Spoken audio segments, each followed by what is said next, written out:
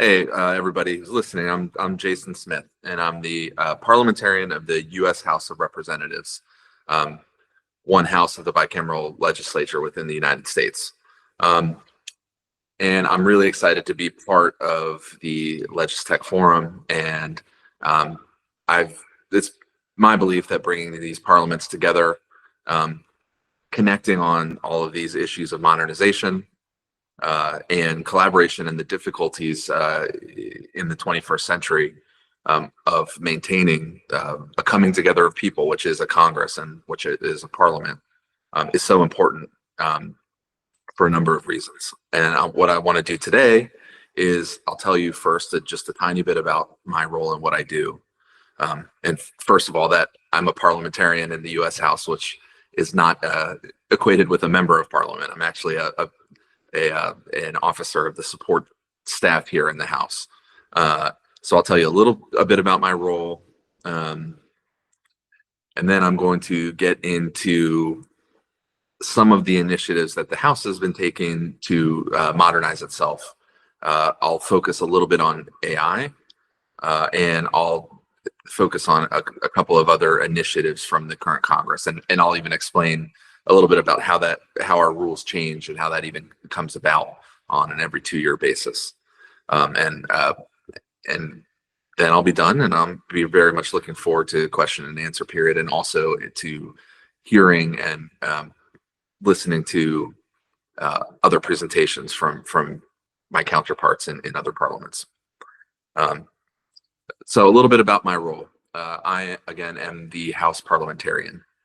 The easiest way to describe it, how I would describe it to my friends or family who don't know what I do, is that I'm kind of the procedural referee of the House. I am appointed on a nonpartisan basis by the Speaker. We traditionally don't turn over when the parties turn over in the House. So I have served for 18 years now in the House under both Republican and Democrat speakers. My job is twofold. The first is a real-time role, which is to advise the Speaker, whoever's in our chair serving as Speaker pro tempore, leadership members, our leadership staff, our committee members, and individual members and their staffs, of which we have 435, on anything dealing with parliamentary procedure, the rules of the House, and provisions of the Constitution as they pertain to House-specific procedure. That's my day-to-day job. And if you are watching our proceedings on television, you can look at the chair running the proceedings, and you can look over to the left, and either myself or one of my attorney colleagues is there at all times advising the chair on procedure. We also have a longer term mission, and to us, this has always been our more critical role. It's our statutory role in US law, which is to compile, edit, and publish the precedents of the House. And we do that in a variety of ways. We have a couple different publications, one that we put out every Congress, one we put out every 7 years, and one that we put out every 50 years or so. And that is the area in which I'm probably going to focus most on when it comes to modernization initiatives within our office. So what I want to do, that's a little bit about the office. I hope that it explains it a little. I think most foreign parliaments have table clerks or some kind of role within the parliament that is similar or exactly the same as mine, but we just chose to call ours the parliamentarian, not to sow confusion worldwide, I promise. What I want to do is next is talk a little bit about the House's push for modernization. I think this is going on all over in parliaments, and I'm going to start. Throughout my career, we have always had an eye towards modernization in the House, but I'm going to start with COVID, which was really the point at which some of these theoretical modernization initiatives really had to kick into gear quite quickly in the House. From a procedural perspective, we also at this time kicked off a select committee on modernization. and they covered a wide range of issues in the House, from technology that we're using in legislative operations to ways to foster bipartisanship and collaboration within the membership of the House and on committees, and then just a variety of other administrative modernizations that they had in mind. My area of focus obviously would be the legislative operations side of this. And during COVID, we modernized, well, like many parliaments, we had our own set of proxy voting or remote proceedings that were built kind of from scratch. We had complete remote proceedings at the committee level. And in the House, we maintained in-person session proceedings, but allowed for some proxy voting. That went away after COVID. That was all done temporarily for COVID purpose, but was definitely the first time a proxy voting initiative had occurred in the House. And so it was also served as kind of a test case for potential modernizations in the future.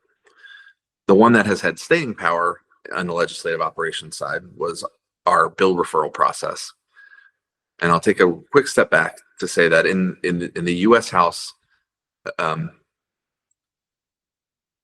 introducing a bill is an important individual initiative of our rank and file members. Bills can come from ideas can be proposed by the executive branch, by our president or the cabinet.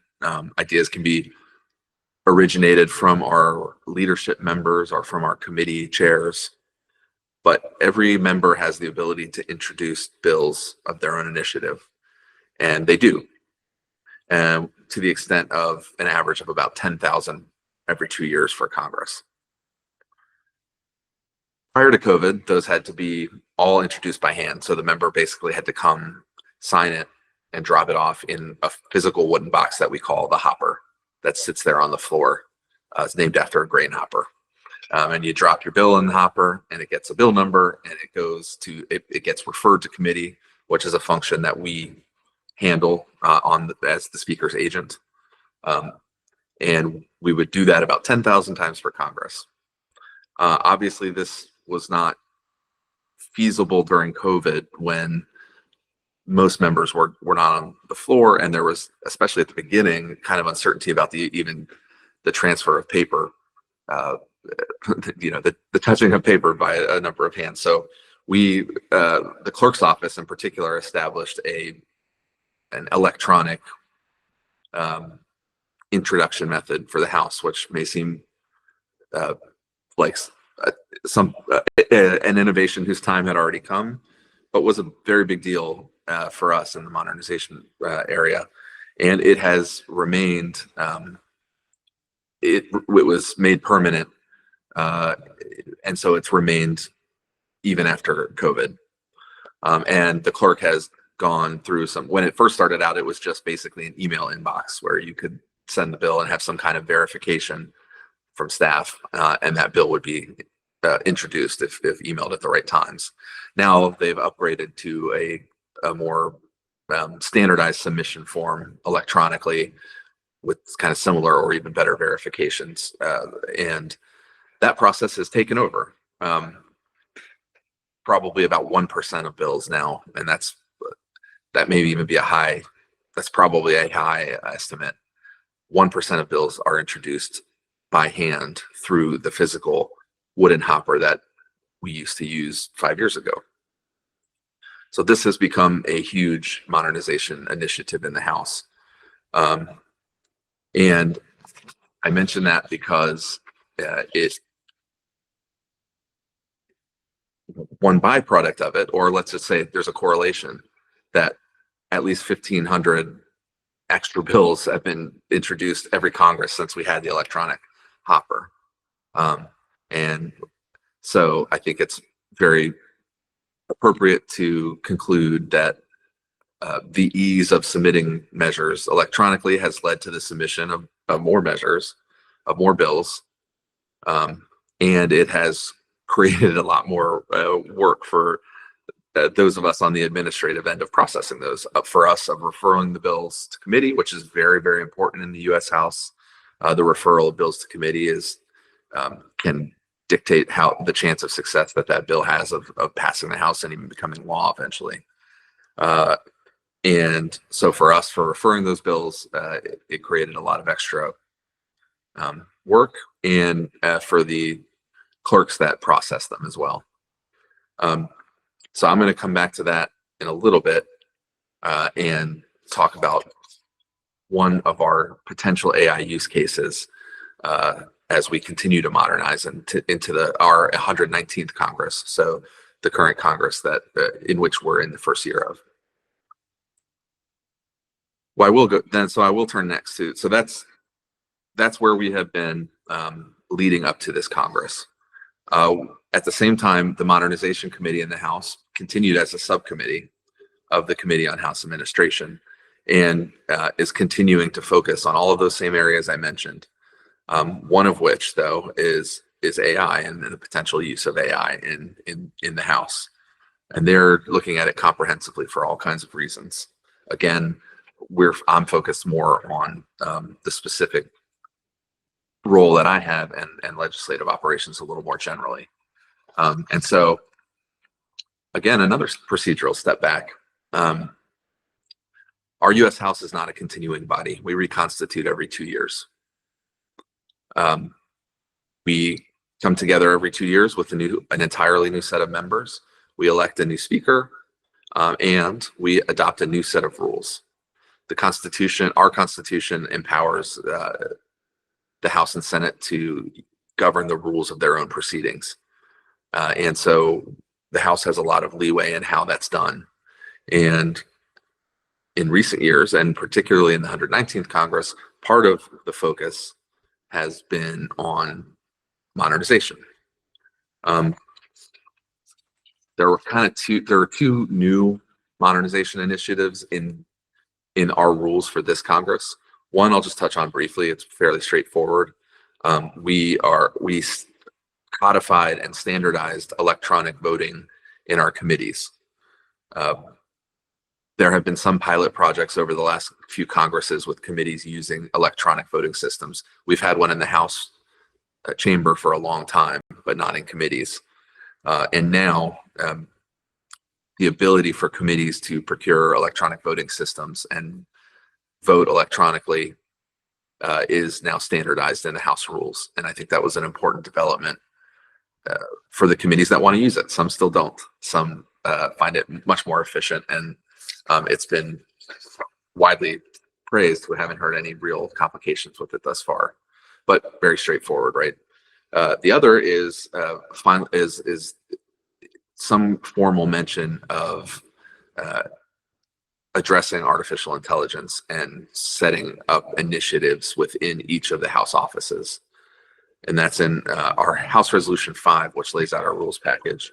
And in particular, all of the officers and officials of the House were directed to continue our efforts to integrate artificial intelligence technologies into the operations and functions of the House, in furtherance of our institutional priorities that are outlined in the House's specific technology policy on artificial intelligence.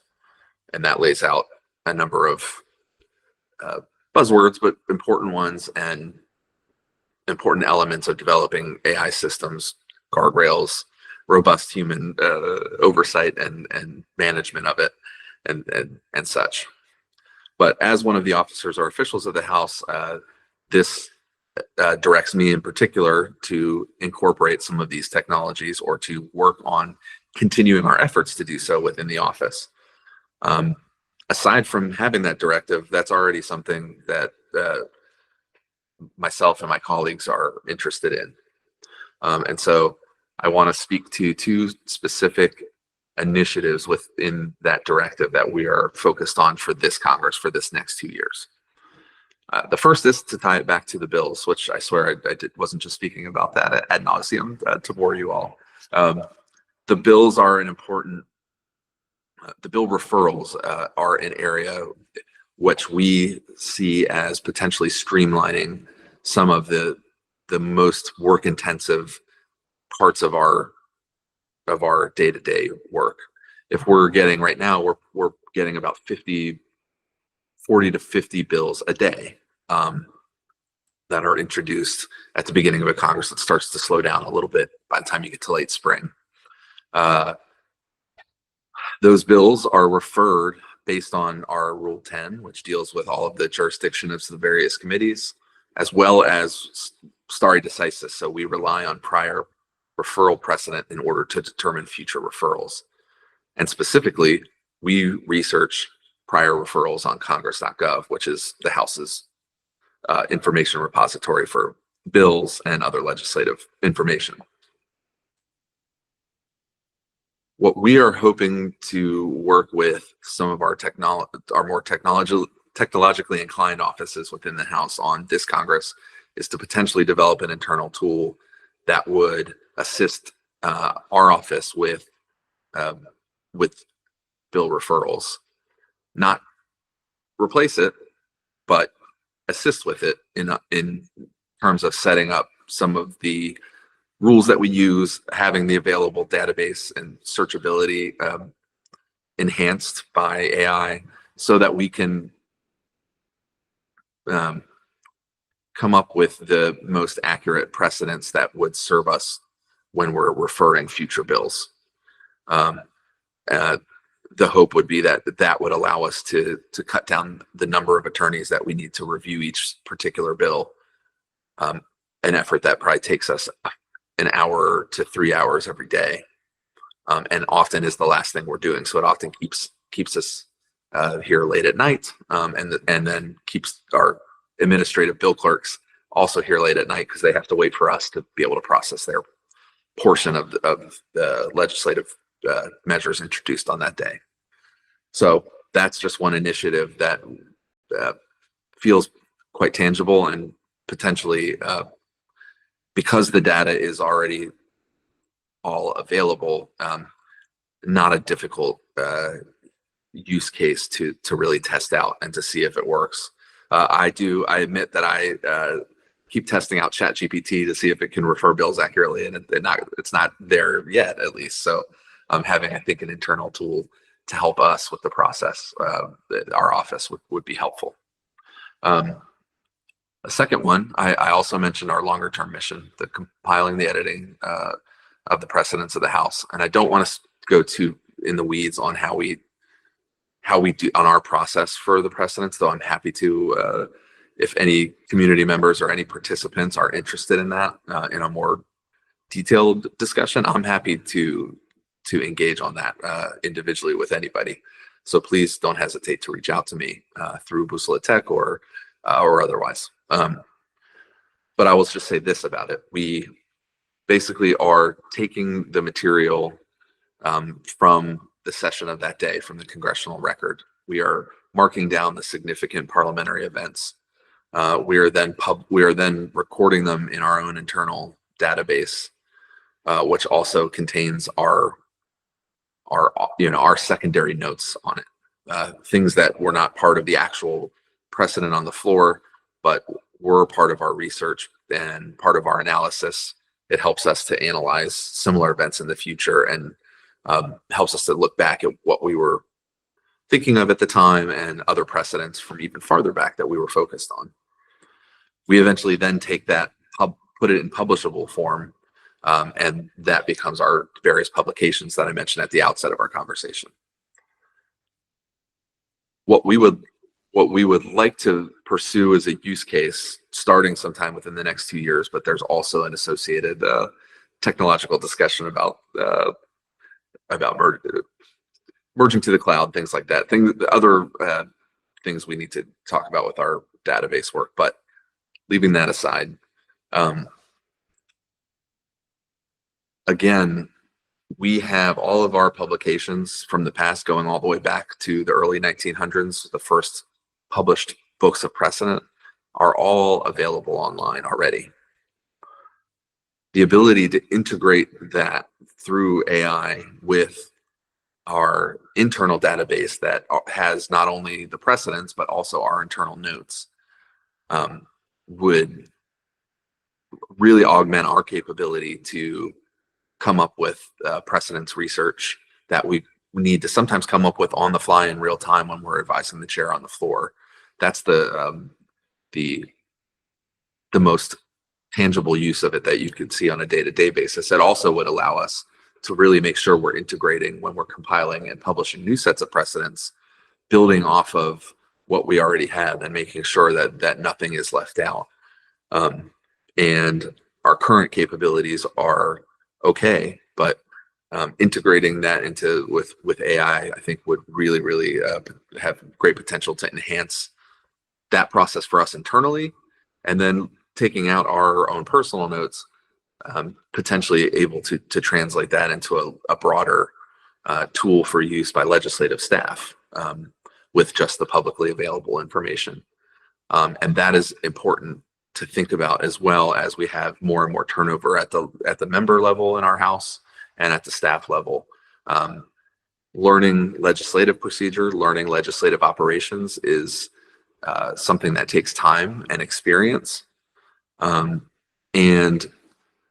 in the absence of that, or if that is not going to be the model of the legislative staff going forward, at least having the ability to speed up or enhance their retention capabilities or their ability to learn, if interested, the legislative process in the House and the procedural nuances of the House, I think would be a very useful and helpful tool for the institution. Those are the main areas of technological modernization that I wanted to focus on. Those are the two we're looking at in terms of AI. And overall, I mean, we're a fairly small office, and that's what we can focus on. There are a lot of other initiatives going on with the clerk of the House, our chief administrative office, the Committee on House Administration, and particularly the Subcommittee on Modernization, who put out quite a comprehensive report at the end of last Congress on all of the initiatives they've been looking at so far, areas where they've achieved tangible success and areas where they're still working on solutions. And sometimes just the work that's being done on solutions is really important in and of itself. So again, I want to thank you all for letting me participate in this forum, and I'm excited to engage in some discussion. Thanks, Jason. That was a very interesting update for exactly where you're at and some of the challenges, I suppose, you're facing as well around that. I think people probably don't realize how much effort is actually involved from the staffing side. When you're handling 40 to 50 bills a day, it's quite significant, and it's probably underappreciated in some respects that, when you've actually got 40 to 50 bills, they're not one page long, and there's a lot of process and a lot of research which is actually required to go into it before you even get to law. And, and it's really interesting. I think one of the it's probably not the right word as an issue, but the issue with modernization is that it can increase your workload, but it is a way which effectively, though, sorry, pardon me, that you can obviously use the modernization to really, I think, sort of drive that innovation to actually really, I suppose, give more law or sort of more consideration of correct law as well. So when I say that, we're looking at, well, how do we ensure that we're referring the right bills? And I'm sure there's probably, out of those sort of 40 to 50 bills, some may not get referred, or, some may not, be of a correct form. Is that, probably a fair statement? Because obviously when you're analyzing that, you're going to have to work out whether it's actually, a valid bill, which they've actually submitted, or a range of other things. And I suppose it's an interesting use case for artificial intelligence, because you do have a vast amount of data, which already exists in your Congress.gov sort of website as well, and your internal databases. And you sort of refer to, using sort of ChatGPT, to see, well, actually, how accurate is it as an example. And I think we get a lot of sort of work the last sort of 6 months specifically around this. And, you know, when you sort of use sort of what I call the global models and a range of other things, it's can have various levels of accuracy. And I suppose one of the sort of things is like accuracy and transparency, etc., is obviously a really critical part when you're actually dealing with legislation and bills and whatnot as well around that. So, you know, I think looking at sort of, and what we found is around grounding your data as well. So grounding data is really important as part of that particular process. So, you know, to actually look at your data, you get a lot better accuracy in terms of that as well. I think one of the sort of things that I'd like to sort of discuss with you is specifically around, you know, when new members come on. So new members, you know, you might have an election or whatnot. They obviously have to learn a lot about your process. And as you sort of said, like, and even like your staff, if they're new, they have to learn the legislative process. I think we've also found some really interesting use cases around the use of artificial intelligence to look at member handbooks and to actually, you know, say, well, actually, how do I introduce a bill? Or how do I introduce this? Or how do I, you know, what is the correct format I should be using? And I think one of the interesting use cases of AI is to actually really, I think, focus attention on specific topical areas in the correct way as well. So, you know, I think, like, how do you sort of see the staff retention side of things, you know, and obviously the use of AI within even like members using it, and obviously staff as well, because I think there are a lot of sort of different stakeholders which we're sort of considering as part of this process. Sure, I'll touch on a couple of, and I should also say, to the extent you heard any background noise from me there or bells, I apologize. I'm actually in an office right off the House floor, and we are in session right now. So that was the bell for returning to session, and then my television was on the House session still. So anyway, sorry about that. I'll touch on but two of the things you said. I'll come back to the member retention, because the member learning curve, which is a very important issue we're grappling with right now with the amount of turnover. Staff retention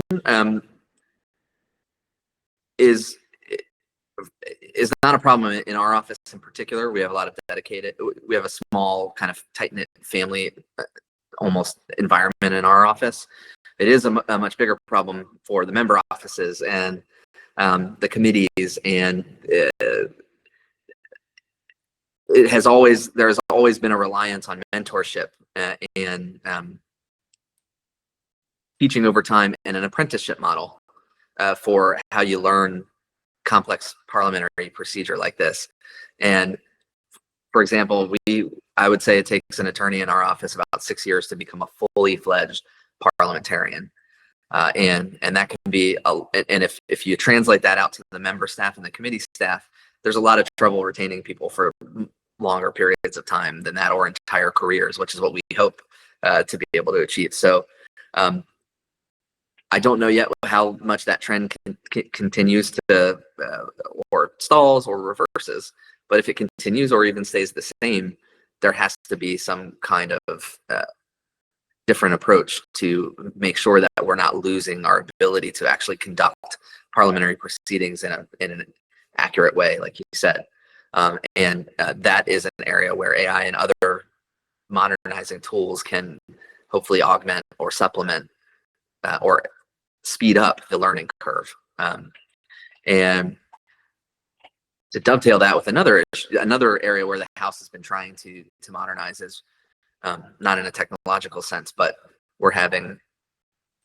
there's been an attempt to incorporate more trainings and discussion sessions about different elements of procedure or operations or constituent communications or every aspect of what it takes to be a legislator or a legislative staff. And members themselves have asked me for different iterations of legislative training. A few things I've noticed with that are that there needs and are never the same. Some members want to be master orators out there. Some want to really focus on their constituents in their district, and some have particular issue areas or committee areas of focus that they really want to hone in on. And a future, an aspirational thought would be using these tools to develop a comprehensive way of training that they can be the deciders of what they want to focus on. And they don't have to commit necessarily to an hour and a half discussion at this time in this building or on Teams or whatever other mode, and sit there and listen the whole time. Instead, there's a tool by which they can kind of learn some of it themselves, and then they can work with us on how to integrate that into their day-to-day operations. So that's definitely an area in which technology can be of use, and it's an area in which the House has been trying to focus. The other thing I wanted to respond to was just on the bills. When a bill is introduced, we do refer every single bill to committee in the U.S. House. So we refer 10,000 bills per Congress, thereabouts, on the day that they're received. So we have to refer them on the day that they're introduced. And so doing the calculation, I've probably read 150 to 175,000 bills in my time here, and that's a lot. And that makes it's almost like I'm a language learning model for bill jurisdiction. But what we end up doing is that research through Congress.gov and even the ability to be able to ask more pointed questions and receive a more targeted response on our search results would that's all we would need, I think, to really speed up our ability to do the work as accurately as we do it, but without taking such a large chunk of time every day. And that would help retention too. And I should say about our office in particular, we have gotten younger as an office. We have, to just put it into a human element, we have a combined 12 kids under 11, in this office right now. And so everybody's a parent. Everybody has parental responsibilities. I'm trying to coach sports. There are things you want to be able to allow our public servants to live their lives as well, and that's it. To the extent that we can use available technology to make that a greater possibility and not lose any of the accuracy or the quality of the work, I think that's something worth pursuing for sure. It is actually a really interesting one. It is one of the things I think I've been sort of noticing over the last, especially the last 5 years, is that work-life balance. The work-life balance is really, really important for staff retention. And also burnout as well, like from a mental health perspective as an example. And I think especially when there is a legal obligation to, as you sort of said, like if you get that bill on that day and it's within the correct time frame, and you have to refer it that day, if you get 100 bills during that day, well, somebody's got to process 100 bills. If you get 2, you might have to throw a party as an example, but that's probably not going to happen. So, been a while. Yeah, it's been a while since we had. So, but like that is, it's really about, I think, the consideration of the human impact, and also, and I think one of the comments you sort of made during your presentation as well, which I sort of really did resonate with, is that using it as a supplementary tool to knowledge. As you sort of said, like, if you've read 175,000 bills, there's a lot of knowledge which you have just in direct form. And as you sort of said, like, if you can just find the right information that you're looking for at the right time, and it's correct and it's factual, it can speed up the process quite significantly. And I think that's probably where even if I look at committees, because even once you've referred your bill to a committee, the committee still has to process it. The committee still has to do their research, still has to understand all of those bills which are getting referred to. And again, I think it's really about, having a measurable impact. to people's lives is really what we're sort of, I suppose, focusing on when we look at the introduction of artificial intelligence, isn't it? And also, like, it's I sort of coming back to your sort of precedence database as well. We're sort of doing a lot of work around precedence databases and the use of search and how do you find something really quickly, as an example. But I find it really interesting that you do publications every 7 years, and like even 50 years as an example. And it'd be interesting, like, obviously you've been there for over 18 years, and like I'm not sure when the sort of cycle is for that 50-year one, but it'd be fascinating to understand just in at a high level, what is, say, the difference between your 7-year publication or your 50-year publication, and also even probably the collation of all that content. Like, I look at 50 years of content. If you're doing 10,000 bills or every 2 years, like 50 years of content is going to be a significant amount of effort. Like, how do you foresee that sort of process evolving? Around those sort of different publications which you need to do. Yeah, and so first of all, we're in the last one. The last 50-year cycle started in the 70s, so we're actually in the middle of it right now. And we're the more comprehensive set of precedents was an 18 set volume that ranged from the 70s to about the late 80s, early 90s, and then maybe 1 or 2 volumes that came even later than that. And we're in the middle of, and we've used that same structure for the updated set, and we're in about the 4th volume. So we are at the beginning to middle stages of processing and reinstating it. And already, we've tried to maintain the structure as much as possible, but with a much more modern mind frame, state of mind in terms of what constitutes precedence. And then our 7-year publication is more of a subject matter based hornbook kind of style. And then every 2 years we're publishing, we're integrating everything that's happened within the last 2 years and publishing it as part of our house rules and manual, which is just our comprehensive rules, which we're changing. So any changes to the rules, annotations to that, and things that have happened over the last 2 years. And those serve as the jumping off point then for the 50-year publications. When I first started, we were, I can show you even actually. I swear I didn't set this up this way, but this is what we use. This used to be and this is a relatively new one because we're printing it in on a printed page. But we have scrapbooks that consist of all of our precedents over a given year, and they go back to the 1920s. And the farther you go back, you have basically congressional record clippings that are pasted in there like an actual scrapbook with our notes that are typed out on a typewriter in a scrapbook. It was after, when I first started, we were still using a very, very basic, DOS-based is probably incorrect, but it should give you a sense of where we were technologically to record these and publish and so now we're still using TextPad and kind of old, a little bit older software. The database I'm talking about, that was a technological development in and of itself that we started in 2013 or 2014 or so. So it's not even that old, but already you can see its limitations in the current technological age that we're in.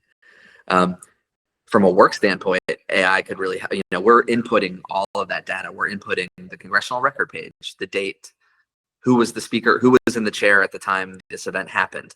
The congressional record clipping from it has to be coded into the processing format, and all things which are done by human work right now, and all things that probably don't need to be, because there's no reason why we couldn't show up to that precedent and have at least most of that information populated, leaving us to just write the analysis and write the important, intuitive parts of it that we came up with at the time. And so, yes, I think it would help us keep a lot more current. I think it would open the doors to some future developments that some other parliaments are instituting, in like almost real-time publication and transparency with regard to the precedent material. I'm not promising anything there. It seems like that's a far way out, but it's something I look at and say that would be pretty exciting if at some point we got there. And some of these tools that we're seeing are ways in which we could potentially achieve that, which seemed way far off if you had asked me 5 years ago. Well, I think it's actually quite fascinating in terms of, I think it's understanding, I think, obviously your role about giving advice to the speaker and, everything and things which happen just, very quickly on the floor. And you have to work out, well, actually, has there been a precedent around this, or has there actually been this in the past happening? And then obviously trying to get all that information together, quickly and efficiently to give the right advice as well is obviously a challenge, I think, and it's probably been a challenge for the last 150 years, to be honest with you. And it'll probably still be a challenge at a human level, going forward as well. But I suppose, having those sort of tool sets, with you and sort of in front of you, I think, to make an informed decision, because I think the decision is still a human-based decision, but it's about giving you the right information at the right time, in a quick manner. As you sort of said, like, I know that in some of the Australian parliaments, we used to actually print some of those sort of papers in the newspaper, like back in the 1800s, when they didn't really have sort of formal records and whatnot. So you actually had to find the newspaper from that day and try to work out what the precedence was. And I know there was a case where I think some event occurred and they wanted to work out, but they had to find a precedent back to about 1902. And it was only one time when it's ever tried to occur again. It was like, so I understand the challenges, and it is, and I suppose, like, as time goes on, there's more and more precedents, and that's a challenge. Yeah. If I can interject there for a minute, it's not only that there's more precedents, it's that, at least for us, our rules change every 2 years, and over time, over hundreds of years, the rules have changed a lot. And so the farther back you go, you'll read precedents that are no longer relevant. And so that's, and that's one very basic reason why it's important it's critical to still have the element of human intake of that advice that you're getting, knowledgeable human intake of that advice, and the ability to use to know what you can use and know what isn't able to be used, and to translate that into. So yes, those are all elements of this as well. But yeah, we have pretty comprehensive precedents in the House, going back, to the early 1800s, but to basically the founding of the House itself. But within that, there are lots of instances where the House was still deciding what the precedent would be, right? And so the farther back you go, the more you'll find that AI might find, but needs to be have a community note with it, let's say. Yeah, and it is a challenge with AI as well, in terms of, obviously, if you input all your data back to the 1800s in there, you don't necessarily want, and these are some of the things which I've sort of faced and challenged myself with as well, in terms of, well, you don't necessarily want something which was, say, done in 1800 to influence, what you're actually doing in the sort of last 2 years. So I think having AI to be focused or targeted around certain years or certain sections, but then having the ability to then extend it to, well, can I increase the scope of, my conversation with AI to include, say, another couple of years, or just all the data as an example. I think that sort of research component is really important. And one of the sort of challenges is, obviously, when you are sort of developing an AI model, is obviously you want to put all the data in there. But at the same time, it can be a sort of a double-edged sword where, you've got all your data in there, but again, you've got to consider what is current, for today's decisions versus, say, what your policy was, 50 to 100 years ago. And I think it is a real challenge to consider around that. Yeah, that's fair to say. Yeah. No, I said, like, I think that was probably all the sort of questions I think we've got for today. I said, like, it's been really enjoyable listening to you and having a nice conversation, and some really insightful conversations I hope we've had.